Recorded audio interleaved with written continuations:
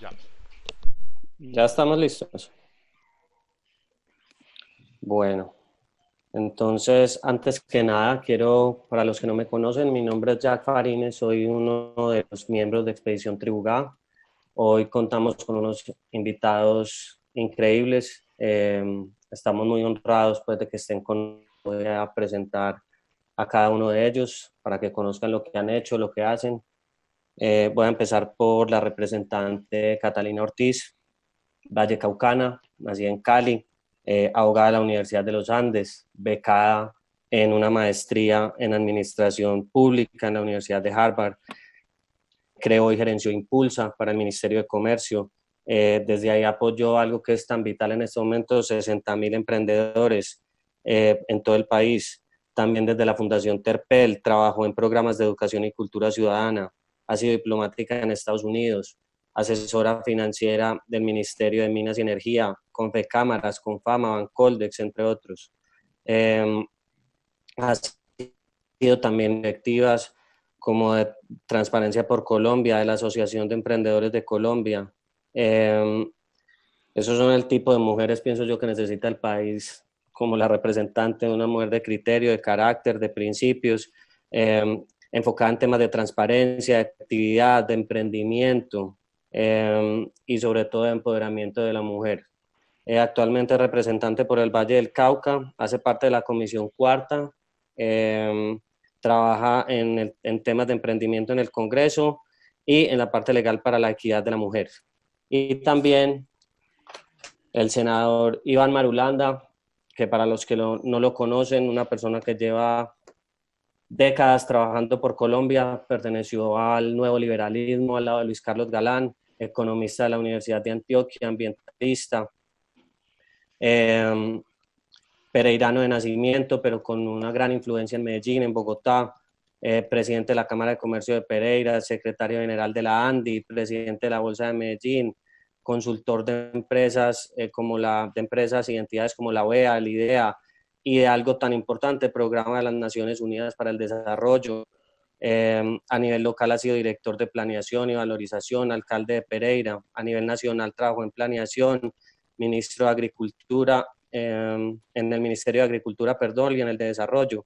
Fue embajador ante la Asamblea General de la ONU y embajador para la ONU en temas de alimentación y agricultura en la FAO Roma, algo que también es muy importante para los temas que estamos hablando.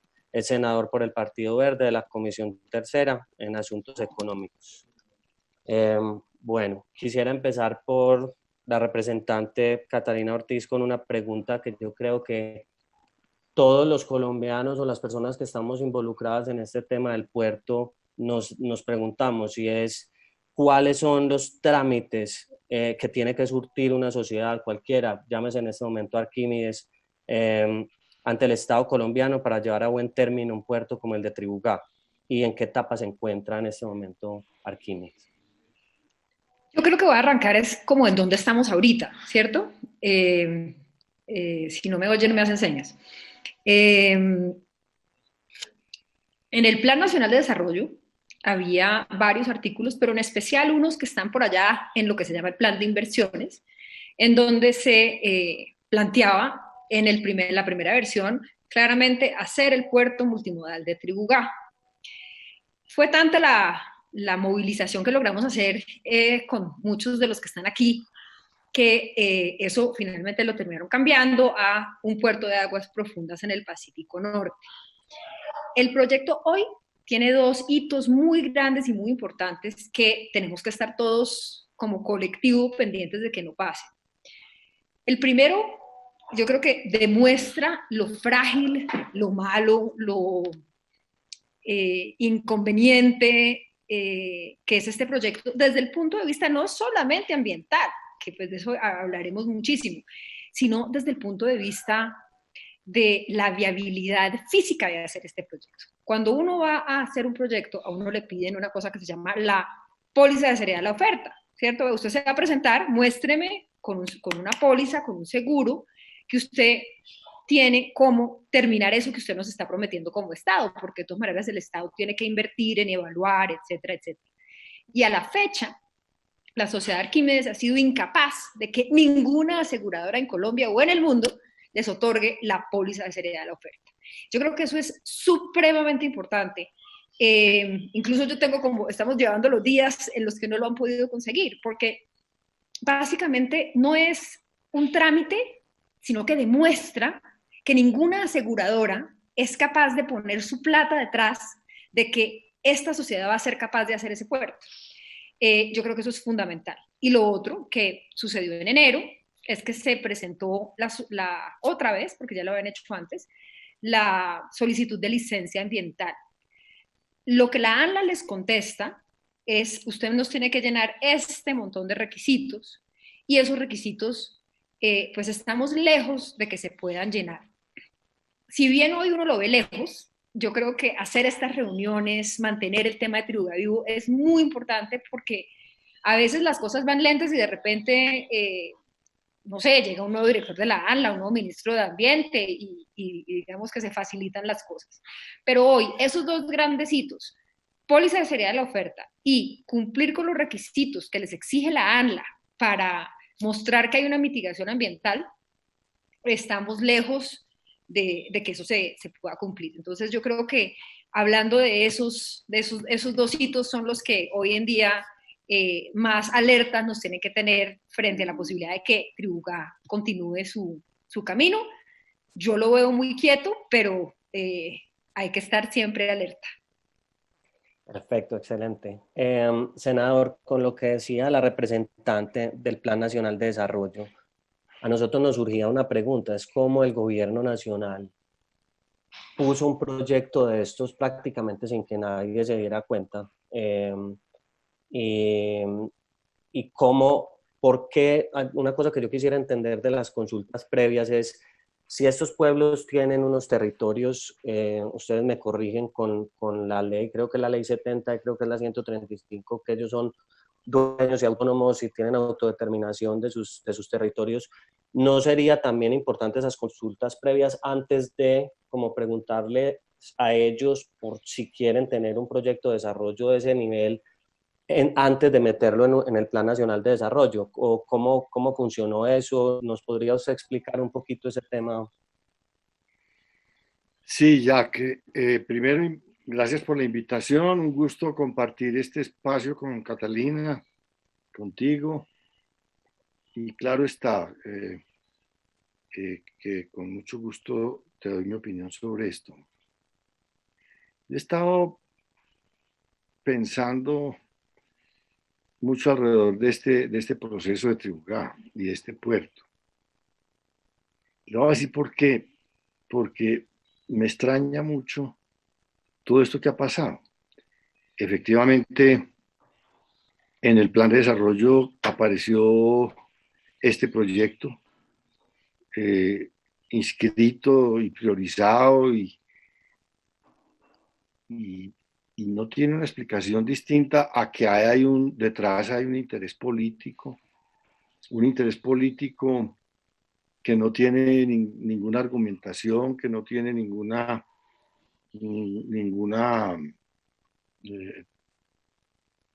sustentación. Es simplemente un hecho político conectado a unos intereses, no sabemos de qué índole, qué tipo de antesala política se ha hecho para motivar a estos actores políticos a presentar y a tomar decisiones como esta de que este proyecto esté en el plan de desarrollo. La verdad es que nosotros, en la medida en que fue posible, nos pronunciamos, nos protestamos, nosotros pedimos explicaciones, nosotros le pusimos todo tipo de argumentos en contra a ese hecho, pero realmente ahí no había una interlocución con nadie que pudiera explicar eso porque estaba ahí. Simplemente en ese plan de desarrollo había un peso del gobierno muy grande sobre lo que se estaba tomando, sobre lo que se estaba decidiendo, y había un pupitrazo detrás de cada decisión que el gobierno quería que se tomara, había un pupitrazo de unas bancadas mayoritarias que el gobierno tiene o tenía en ese momento y se crean ese tipo de hechos. Pero le repito, es toda una ¿qué te digo? Un proceso y un procedimiento absurdo que no tiene argumentación, que no tiene sustentación, que no tiene claridad para los que toman la decisión, para los congresistas en este caso.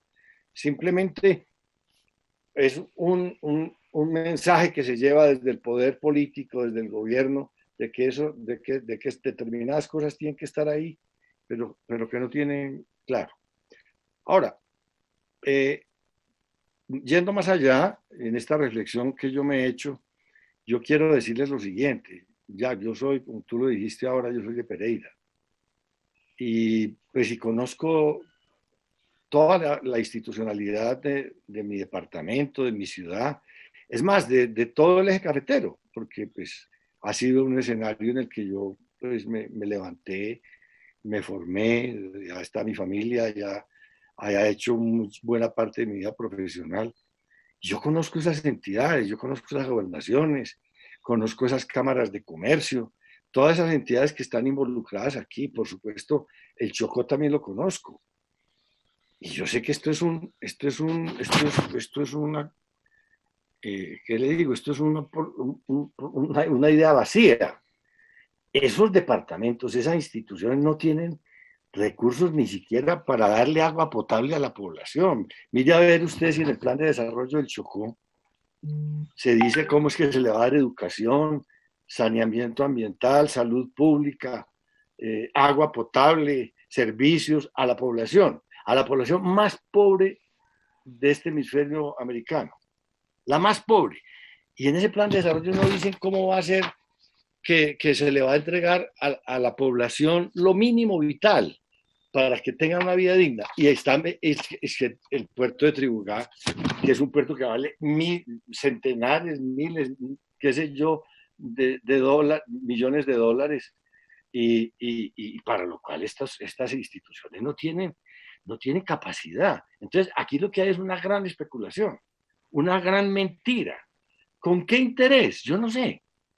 Yo no sé si mantienen esto vivo como un cuento rodando permanentemente. Esto es inviable, esto es imposible.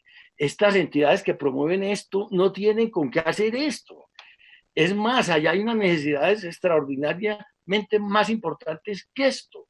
Es más, esos departamentos que están reclamando este puerto tienen más cerca el puerto de Buenaventura y es para ellos económicamente mucho más importante y más viable poder funcionar con toda su comercio exterior a través del puerto de Buenaventura.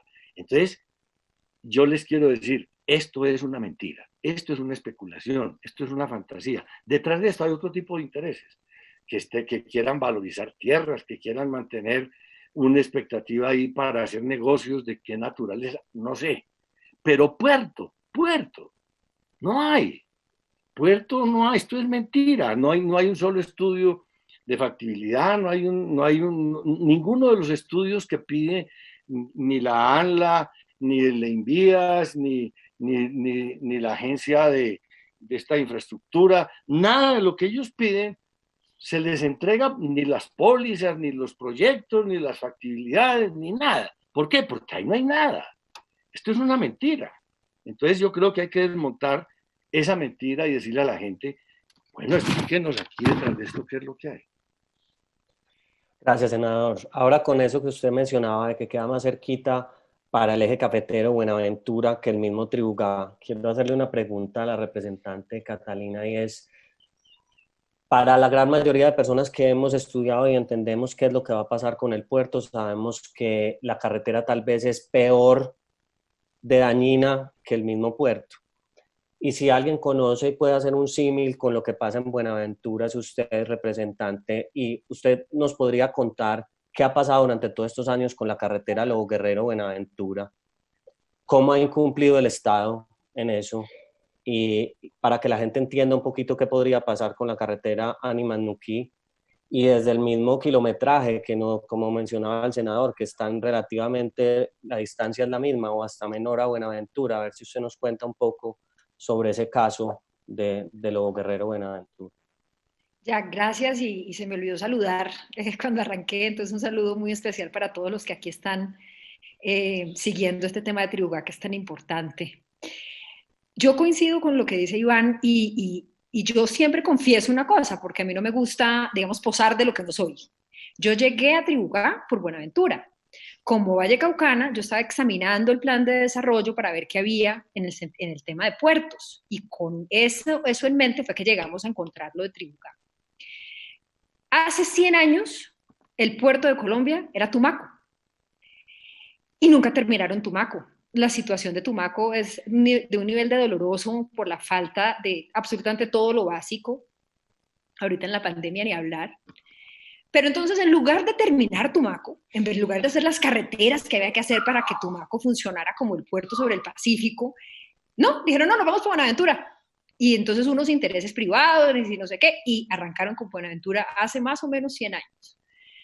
100 años después, Buenaventura no tiene un hospital de primer nivel. Cuando arrancamos con esto, y por ahí vi que mi amiga y admirada Angélica Mayolo, que hoy en día está dirigiendo la Cámara de Comercio de Buenaventura, ella fue la que me dio estos datos. Cuando arrancamos el tema del COVID, imagínense este dato para Buenaventura, que lo cuento porque les demuestra el nivel de atraso de Buenaventura. Ventiladores, 0. UCIs, 5 en un hospital privado, es decir, en la salud pública de Buenaventura no había una sola UCI. Creo que hoy hay una. La carretera, la primera carretera, que es la Buga-Buenaventura, se empezó a planear hace 18 años. El primer contrato se hizo hace 13. Y hoy la carretera no está terminada. Hoy no hay una vía en doble vía para poder llegar a la salida que tiene Colombia hoy, no mañana, hoy, al Pacífico. Entonces, si uno hace un balance de el descuido social, los niveles de educación y de salud, los niveles de absolutamente todo lo básico, el desempleo, y por el otro lado de infraestructura que yo siempre le recuerdo a la gente, este no es un pedido vallecaucano, no, es que esta está la salida de Colombia al Pacífico, esta es la entrada del Pacífico a Colombia. Casualmente y geográficamente vio que está en el Valle del Cauca, pero entonces es, ese regionalismo del Valle, no, esto no es un regionalismo del Valle, esto es que el puerto que hoy existe no tiene carreteras, la carretera 4G que le iban a hacer no ha podido superar, mejor dicho, sigue igual de atrasada hace 3 o 4 años, la doble calzada no está, y ahora, digamos, ha habido en Buenaventura es un puerto que se sedimenta mucho porque le llegan muchos ríos y eso hace que se suba el nivel de la profundidad y eso hace que no puedan entrar constantemente buques, sino que a veces hay que esperar a que la marea sube o baje. Eso se soluciona con una cosa que se llama dragar. En el puerto de Buenaventura se hace lo que se llama dragado de mantenimiento, pero ya en Buenaventura hay que hacer un dragado profundo para poder recibir los buques que vienen en esta dirección. ¿Ustedes creen que eso quedó en el plan de desarrollo? No, quedó Tribuga. Entonces uno dice, mire, esto es una cosa racional. ¿Qué es más racional desde el punto de vista eficiente? No con la plata de todos nosotros.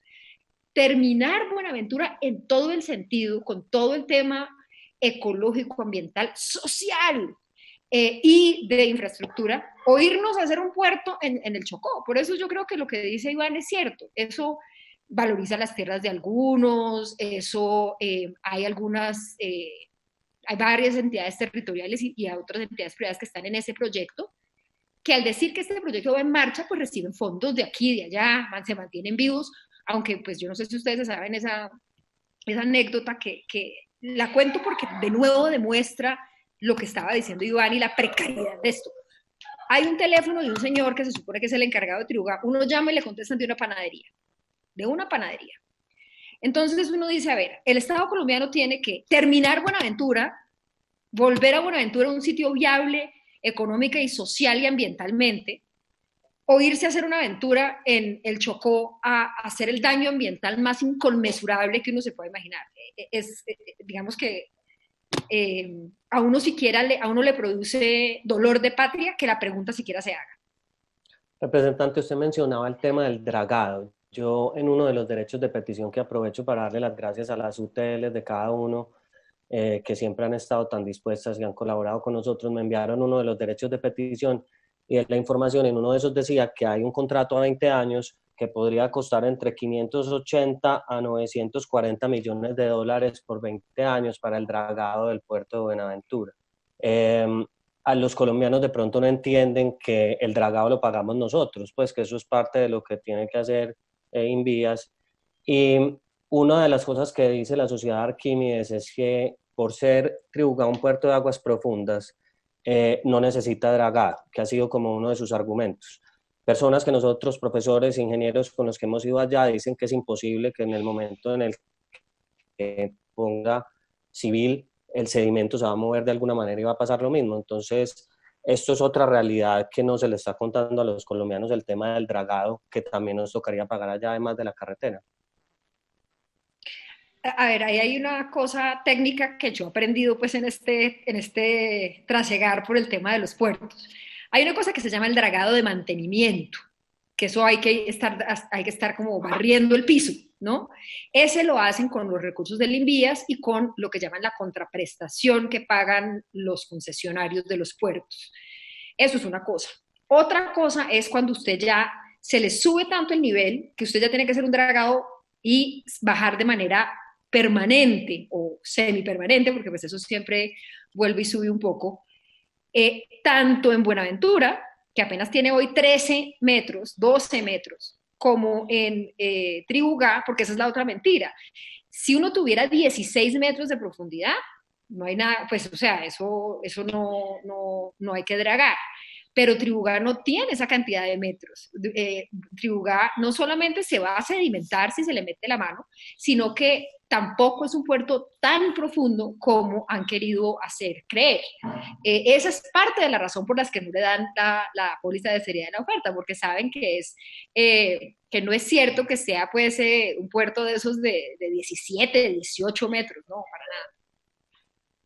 Perfecto. O sea que, para resumir y redondear esa idea, definitivamente usted piensa que esos argumentos de ellos de desarrollo, todas esas promesas que se hacen en Tribuga... yo creo que lo que a mí más me angustia cuando los oigo hablar y los oigo como convencidos y con ilusión, y yo creo que las ilusiones de las personas son muy importantes, y conozco líderes en Chocó, algunos políticos que dicen, pero es que usted ¿por qué me quiere negar la posibilidad del desarrollo? Y yo les digo, señores, Buenaventura es una ciudad de 500.000 habitantes, 450.000 habitantes tiene Buenaventura. ¿Saben cuántos empleos genera la sociedad portuaria?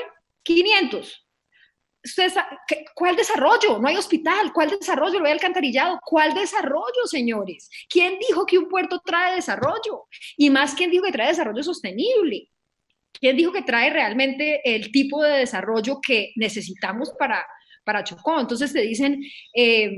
te salen con un montón de argumentos que porque ustedes no fueron capaces en Buenaventura, y uno dice, es que no es un tema de Buenaventura, es un tema del Estado colombiano y de lo que es capaz de hacer un puerto. En unas sociedades como las nuestras, en unas economías como las nuestras, esto es lo más interesante de todo, que es el argumento con el que yo me convencí. Hoy en día se está utilizando, bueno, ahora con la pandemia menos, pero antes de pandemia, antes de coronavirus, antes de COVID-19, la capacidad, lo que tenemos instalado en Buenaventura, no se usa ni siquiera al 50%. Es decir, que hay 50% más que podríamos estar utilizando, pero que no utilizamos porque no hay suficiente carga, porque el dragado no funciona, porque la carretera no funciona, porque las aduanas son malas, porque hay mucho narcotráfico, por miles de razones. Entonces uno dice, pero ¿por qué no solucionamos este problema antes de ir a crear otro al Chocó? Senadora, ahora una pregunta para usted. Usted en algún momento hizo una declaratoria para promover el desarrollo interétnico en Nuquí. Hablando de todos estos temas de desarrollo, usted que es una persona que ha trabajado tanto en esto, ¿cómo debería ser el desarrollo de esa región y el del mismo Chocó? Sí, ya que a mí me parece muy importante, primero, despejar cómo está esta sombra de este proyecto en la mente de la gente, porque no le permite a la población concentrarse realmente en lo que es viable y en lo que necesita. Entonces, yo creo que hay que decirle a la población, olvídese de ese puerto, que ese puerto es mentira. Ya lo dije, ¿Por qué es mentira? Las entidades que lo promueven no tienen que hacer eso. Tienen otras prioridades, pero además no tienen, son entidades pobres, los departamentos, las cámaras de comercio, frente a la magnitud de este proyecto. ¿Y por qué? No es viable económicamente, porque no tiene tampoco navieras que estén interesadas en ese proyecto. En Panamá están haciendo un proyecto con inversión de 1.500 millones de dólares de un puerto igual cerca, pues digamos cerca, en la misma zona de influencia desde el punto de vista comercial, es decir, en un área donde llena totalmente las expectativas de posibilidades de transporte de carga en la zona pues, de influencia del Pacífico, del norte del Pacífico, aquí en Sudamérica. Entonces, porque además es más económico y para el desarrollo, impulsar Buenaventura que está más cerca, 40, 50 kilómetros más cerca del eje cafetero que esto. Pero además es que aquí no hay carretera, aquí no hay nada. Y el daño ecológico es tal que la humanidad no va a permitir hacer eso. Es decir, bien pueda que eso es imposible. Toda la gente hay que despejarle de la mente eso, olvídese Tribuga, que eso no existe, eso es una mentira. Entonces concentrémonos en lo que nos toca, en lo que somos.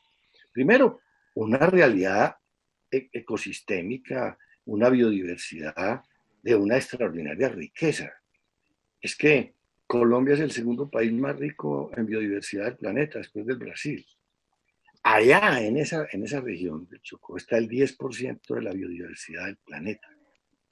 Pero es que además hay especies extraordinariamente importantes, precisamente porque son especies únicas, porque son especies en extinción. Estamos hablando de tortugas, estamos hablando de tiburones, estamos hablando de ballenas, estamos hablando de todo tipo de especies marinas, inclusive terrestres, que están allá en esa riqueza enorme de biodiversidad, cerca de 10.000 especies distintas en ese espacio, unos manglares que son de una extraordinaria riqueza y de una extraordinaria importancia para el desarrollo ambiental de esos ecosistemas y de esas especies marinas. Entonces, eso es la riqueza de esa región. Y la riqueza de la región es la gente maravillosa que hay allá, los pescadores, la cocina, los paisajes hermosos que hay allá. Entonces, lo que tiene que hacer la población del Chocó y del Pacífico y de Nuquí y de toda esa región de Tribugá, pues es aplicarse a desarrollar lo que es y lo que tiene. Lo que es y lo que tiene, que es esa riqueza ambiental que es única en el planeta, esa belleza paisajística, ese clima, ese extraordinario, eso es un paraíso, eso es una riqueza singular, igual, no hay nada igual. Y además de la que ellos son dueños y de la que pueden ellos ser los empresarios, los que explotan todo eso en hotelería, en cocina, repito, en turismo ecológico, en transportes marinos y por los bosques, en fin, qué sé yo. Todo lo que pasa en esa región, en la vida natural de unas personas que llevan siglos allá por generaciones conociendo ese medio ambiente, que son de allá y ese es su territorio. Y pongo finalmente un contraste que les puse de presente en mi visita a Nuquí. Les dije, mire, esto hoy es de ustedes. Ustedes son los amos de este territorio. Que no quieran resolverse y decidirse a desarrollarlo, ese es un problema sobre su conciencia. Pero ustedes son los reyes aquí. Si es que fuera posible este tema de la naviera y del puerto y demás, ustedes desaparecen. Ya ustedes van a traer unos amos aquí, ustedes van a ser esclavizados, si es que eso ocurre, por unas empresas y por una dinámica tecnológica, empresarial, por unas culturas que llegan a ese tipo de proyectos que avasallan con lo que hay y van a pasar a ser unos esclavos, unas especies secundarias en la sociedad. Entonces, ustedes tienen que elegir si quieren ser los dueños de este paraíso y enriquecer su vida y su existencia espiritualmente, económicamente, culturalmente, adueñándose ustedes de su propio destino y dándole a esto un curso de viabilidad, olvidándose de esas bobadas y, repito, desarrollando todo lo que tienen, pues eso lo tienen que decidir ustedes. Ustedes tienen que decidir si lo que quieren es desarrollarse ustedes como seres humanos, como región, como culturas, en un ámbito extraordinario, de extraordinaria importancia y belleza, o ser los esclavos de unas culturas ajenas y de unos amos que nos van a atropellar por su capital, por su tecnología. Pero además, repito, eso es una entelequia, eso es una mentira, eso no va a pasar allá, eso es imposible, eso es imposible. Entonces, que se olviden de eso y que se pongan a trabajar en lo que tienen y en lo que son, que es una maravilla. Gracias, senador. Conectando con la respuesta del senador, le pregunto, representante, si ellos son los dueños del territorio, entienden eso, ¿cómo luchar para poder implementar esos modelos de desarrollo sostenibles y aprovechar toda la riqueza que hay en la región? Si tenemos una presión, por ejemplo, lo que está pasando ahora, ya en el plan de desarrollo del Chocó también metieron el puerto de Tribugá como algo prioritario, y la presión del presidente de poner a un gobernador encargado que sacara adelante ese proyecto en el Chocó. Entonces, ¿cómo hacer para que toda esa ciudadanía, con la ayuda de ustedes en el legislativo, con todos estos movimientos ciudadanos que se están generando, para poder cambiar esos modelos de desarrollo y que queden como priorizados en los modelos de desarrollo pues, que debería tener el departamento? Me encanta esa pregunta, Jack, porque es una de las cosas a la que más cabeza le hemos echado con Iván y con muchos de los que están interesados en este tema. Y es, uno no le puede decir a la gente puerto no, y entonces que sí. Uno le tiene que decir puerto no y esto sí. Pero eso tiene que ser construido con la comunidad. Y yo creo que hay unos modelos muy interesantes de, por ejemplo, de alianzas público-privadas, si uno puede y quiere poder traer, yo creo que hay maneras de hacer esto, pero yo quiero poner de presente, primero eso, primero no podemos decir puerto no sin decir que sí. Y hoy en día yo creo que eso es una deuda que tenemos, que sí, y cómo sí, y con qué plata, y cómo lo vamos a hacer, y estamos tranquilos y contentos con esta escala y con este modelo de desarrollo que vamos a plantear, que no es el que nos pareció en las universidades de Bogotá, sino el que además acoge la comunidad como el modelo que ellos consideran afín con la manera de ellos de ver el mundo. Es que esto tiene como un tema de cosmovisión. Eso por un lado. Por otro lado, yo quiero señalar una cosa que a mí me tiene muy preocupada. En todo el país, pues ustedes conocen el drama del tema de la muerte de los líderes sociales. Los líderes sociales se han venido, o sea, eso tiene varias causas, es un fenómeno multicausal, en las diferentes partes del país obedece a diferentes razones.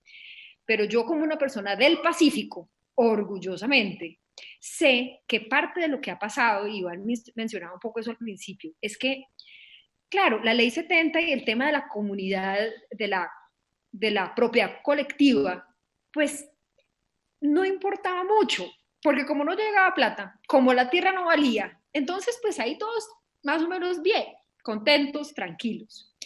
En la medida en que empieza a valorizarse la tierra, empiezan a hacerles, a mostrar espejitos. Y esto yo no lo estoy diciendo por Nuquí, porque Nuquí no lo he visto pasar, gracias a Dios, pero siento que Nuquí está amenazado de eso. Lo he visto pasar en Jamundí. Jamundí es un municipio pegado a Cali y es un municipio donde la tierra no valía nada porque eso está infestado de guerrilla. Se va la guerrilla y empiezan a matar líderes sociales. ¿Por qué matan al líder social? En algunos casos, por lo que nos hemos podido dar cuenta. Un líder social dice, no, es que nosotros no vamos a dejar hacer este condominio aquí. Jamundí alcanza a ser un suburbio de Cali, porque es que no nos van a garantizar, primero, no nos están garantizando el acceso al acueducto, no nos están garantizando un montón de cosas, ¿cierto? Entonces, el líder social se interpone a una presión y está la comunidad que dice, este señor no me está dejando vender mi tierra. Están otros tipos de intereses y yo realmente yo incluso le escribí un par de cartas tanto al Ministerio del Medio Ambiente como al Ministerio del Interior, porque esos conflictos alrededor de la tierra, cuando la tierra pasa de no valer nada, a ser donde van a ser, y me encanta que Iván les diga y les rediga que no se va a hacer, pero ellos no saben, ellos no creen eso, ellos dicen, no, esta tierra mía ahora vale y no me la quieren dejar vender. Y claro, hay algunos que están muy, digamos, en la dinámica de la propiedad colectiva, pero hay otros que dicen, es que esto es de mi familia hace dos siglos y yo lo quiero vender, ¿y por qué no me lo van a dejar vender?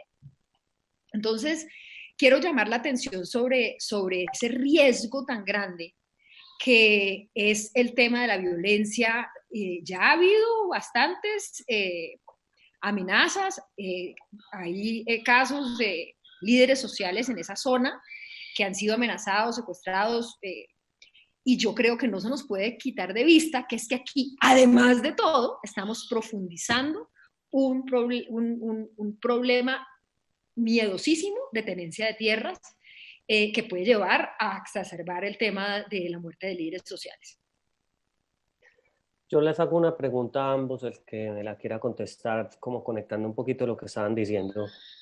Si nosotros sabemos lo que vale esa tierra por lo que vale, ¿cómo hacemos para apoyar? Por ejemplo, nosotros trabajamos con muchos investigadores de distintas universidades que están buscando recursos por fuera, porque en Colombia no hay, para poder ir y medir los servicios ecosistémicos que hay en el Golfo de Tribugá, saber cuánto es la secuestración de carbono de los 1.500, 1.600 hectáreas de manglares, poder valorar lo que generan las ballenas económicamente a la gente cuando vienen cada año, qué pasa con la gallona cuando salen todas las sardinas y cuando aumenta la pesca en la región, cómo poder valorar el oxígeno que sale de esos bosques que tienen cientos de hectáreas por la ley 70, cómo hacer para valorar esos servicios ecosistémicos si las personas que quieren ir trabajar desde la cosmovisión de la gente de esa región no tienen los recursos para poder soportar científicamente eso y de alguna manera poder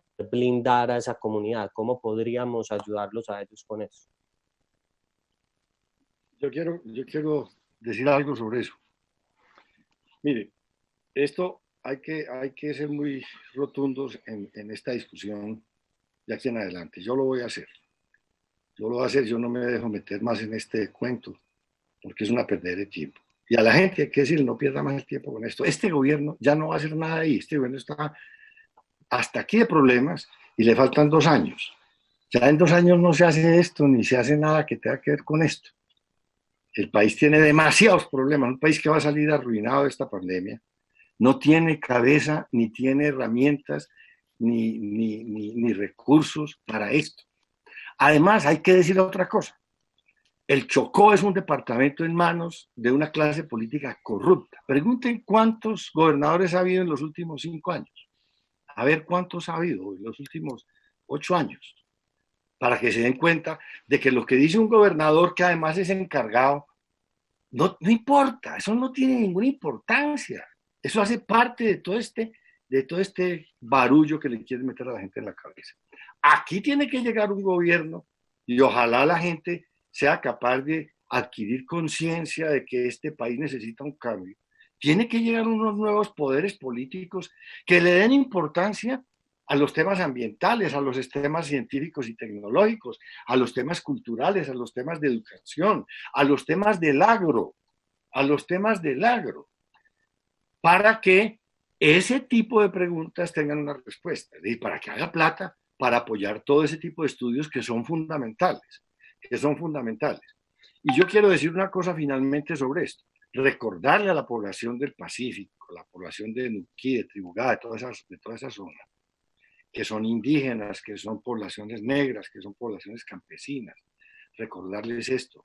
En el mundo hay muchos países, muchas regiones riquísimas que viven del turismo, que viven del paisaje, que viven de la riqueza ambiental, de la riqueza de la biodiversidad, de la riqueza del paisaje, y que no tienen la belleza que tiene Tribugá. Les cito países, claro que hay cosas muy bellas, pero hay países enteros cuyos ingresos más importantes es el turismo. países como Italia, como España, son turismo. Hay regiones muy importantes en Centroamérica, en Norteamérica, que viven del turismo. Entonces, ellos tienen ahí un tesoro, un tesoro. Un puerto no es un tesoro, un puerto es un imposible. Y segundo, es una destrucción. Y nadie va a admitir esa destrucción en este planeta. Ya se acabó esa depredación. Aquí va a haber siempre un bloqueo a esto y ese bloqueo va a ser invencible. Y nos vamos a hacer moler muchos colombianos y muchas colombianas por generaciones cuando quieran dañar ese ecosistema, porque es hacerle un daño a la humanidad y un daño al planeta. Entonces, repito, aquí tiene que llegar algún día un gobierno que entienda la importancia que tiene el medio ambiente, la sostenibilidad del desarrollo de este país y la importancia que tiene la investigación científica y tecnológica y la educación en la formación del desarrollo y en la formación de una nación moderna, una nación unida, una nación con bienestar, que pueda vivir dignamente. Y entonces va a haber plata para todo eso, Jack. Hoy no hay. ¿Por qué? Porque están pensando en otras cosas, pero mucho menos ahora con esta situación de pandemia que tenemos. Entonces, por lo pronto hay que tener paciencia y esperar a que esto cambie y que haya en el poder quienes le den importancia, la importancia que tienen estos valores de los que estamos hablando. Bueno, ya vamos como acercándonos al final, veo yo como de esta conversada. Representante, quería como preguntarle como unas últimas conclusiones, como para mí es muy importante, para nosotros siempre como ese símil de lo que usted decía al principio, que usted llegó a lo de Tribuga por Buenaventura, como sus conclusiones y de pronto un mensaje, así como lo acaba de manifestar el senador Iván Marulanda, sobre esa región, sobre lo que hay que hacer, sobre el modelo de desarrollo, sobre lo que usted nos quiera comentar. Yo me voy a pegar el mensaje de Iván. Por algo somos copartidarios y amigos y compañeros de luchas. Miren, veo mucho millennial, veo mucho centennial, veo muchas personas que se desencantaron del todo de la política. Y esto no es, como ven, no es que estemos diciendo, vote por mí, no, estamos diciendo, mire, voten bien, no se sorprendan de que en 18 años no se hizo la carretera que va de la doble calzada entre Buga y Buenaventura, cuando ustedes eligieron a los gobernadores, ustedes eligieron al presidente, nosotros incluso, porque no es ustedes, es nosotros, podemos hacerse parte del tema. Entonces, yo sí creo que en la política se toman unas decisiones fundamentales para la vida. Yo creo que en esta pandemia lo hemos visto, lo hemos vivido, como lo hemos palpado a un nivel en donde hace mucho tiempo no lo veíamos. Y yo creo que el mensaje que manda Iván de, miren, esto no se mejora, primero, esto lo hacemos nosotros, eso es una primera, ¿no? O sea, Valle, Chocó, yo soy una abanderada y voy a dedicar el resto de mis días a empoderar al Pacífico porque yo creo que el Pacífico no se merece el liderazgo que tiene. Y es el Pacífico litoral y es el Pacífico, es todo el Pacífico. Porque es que nos toca a nosotros. Esto no lo va a hacer... ya va, ven, es que este es mi hijo, por ejemplo, entonces yo lo hago por él y lo hago porque en serio, nadie lo va a hacer por nosotros, ¿no? Yo a veces siento que en Colombia el tema de quejarnos, de lamentarnos, en cambio el tema de realmente de actuar, me encanta el activismo, que no tiene que ser político, porque el activismo no tiene por qué ser político, pero cuando se juntan esas dos cosas es de un nivel de poderoso infinito. Entonces, el mensaje es, sigamos, miren, Iván dice que esto no iba a pasar, y yo me pregunto si no iba a pasar. Ahí sí le hago su empujadita de regreso. Si nosotros nos quedamos quietos, ellos meten eso, lo priorizan, le empiezan a meter plata. De golpe no se hace, pero sí se bota más plata, se mete plata a eso. Y gracias a que nos juntamos los políticos con gente maravillosa como Expedición Tribugá, gente maravillosa como los grupos de estudio en tantas universidades de Bogotá, de Medellín, de Cali, de Buenaventura, si no nos metemos con la comunidad de Nuquí y nos juntamos sin la sospecha, este es político, quién sabe. este debe ser un mamertazo que viene de las ONGs. No, con toda la, no, venga, juntos, es que queremos lo mismo, queremos frenar este proyecto, queremos trabajar juntos por el desarrollo de... Entonces, mi tema es elegir bien, que parece como que, ¿y esta vieja por qué está hablando de elegir bien? Pues porque es que ahí empieza, tenemos que elegir gente buena porque si no nosotros nos podemos morir y no va a pasar nada. Y encontrarnos en este tipo de colectivos tan bonitos que no son, aquí nadie manda, ¿no? O sea, aquí en donde el interés genuino es lo que pase con Tribugá, con Chocó, con su desarrollo. Creo que esa es, y creo que ahora que está tan de moda hablar de eso, a mí también creo que eso es espero que eso es lo que me quede de esta pandemia, de este COVID que ha sido tan difícil y tan doloroso, porque es ver el país desde una óptica que uno de político le toca ver cosas que uno de pronto sabe, pero no le ha tocado palpar, ¿no? Tanta gente pasando tanta dificultad. Entonces, a elegir bien y a juntarnos, a tener confianza en que nosotros somos más en la medida en que nos juntamos desde los diferentes saberes, ese saber ancestral, comunitario, ese saber de ustedes que hacen esos documentales que le muestran al mundo lo que se va a perder si se pierde Tribugá, los políticos que nos paramos allá a dar discursos y a que nuestros colegas no dejen pasar el proyecto. Ese creo que son los dos mensajes de cierre. Gracias, representante. Senador, una última palabra como a la gente de Nuquí que visitó usted el año pasado, una última reflexión. Claro, Jack. Diles que yo quiero decirles que los llevamos en el corazón, los llevamos en la conciencia, en nuestra lucha, que es la copia de lo que ellos sueñan. Nosotros queremos ser sus apoyos, sus compañeros, sus colegas. Decirles esto, concéntrense en su futuro, en lo que son, en lo que tienen. Olvídense estos embelecos que les hacen perder la concentración. Esto es un embeleco, esto no va a pasar, olvídense de eso. Piensen en su futuro. Trabajemos concentrados en lo que tenemos, en lo que ustedes tienen, que es una enorme riqueza, en lo que ustedes son, que es gente bellísima, y empiecen a proyectarse hacia el futuro para que nadie les vaya a quitar esa riqueza que tienen y para que la puedan disfrutar, que es su propio patrimonio, lo que han recibido de la historia, lo que han recibido de las generaciones pasadas. Y es además un gran tesoro. Concéntrense en eso y desarrollenlo. Olvídense de lo demás. Lo demás es lo de menos. Bueno, yo quiero agradecerles a ambos. Aquí estamos, Jack, para apoyarlos y para acompañarlos. Allá vamos a estar. Gracias, senador. Todas las veces que sea necesario.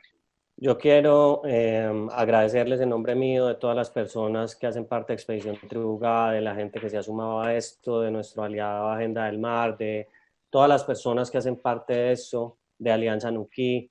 Gracias infinitas por lo que han hecho, por permitirnos haber hecho hace un año la exposición de fotos en el Congreso para sensibilizar a la gente, al menos a través de esas imágenes. Y yo particularmente, que soy un enfermo del Twitter y los sigo todo el tiempo y veo las cosas que hacen, sus proyectos de ley y cómo luchan por nosotros los colombianos, gracias infinitas. Gracias a ti, Jack, a todos ustedes, adiós. Y de verdad, con todo el corazón, aquí listos y al pie del cañón para que nos sigamos juntando alrededor de esta causa y muchas más. Una última cosa, mañana va a hablar Harry Samir Mosquera, el representante del Consejo Comunitario de los Riscales. Vamos a poner la información también en Expedición Tribugá para que lo escuchen a él. Al fin y al cabo ellos son los dueños de esa tierra y esa es la palabra más importante de todas, pensamos nosotros, entonces para que los puedan escuchar. Muchas gracias. Gracias a ustedes. Que estén bien. Hasta luego. Hasta luego, Jack. Chao. Chao. Gracias a todos.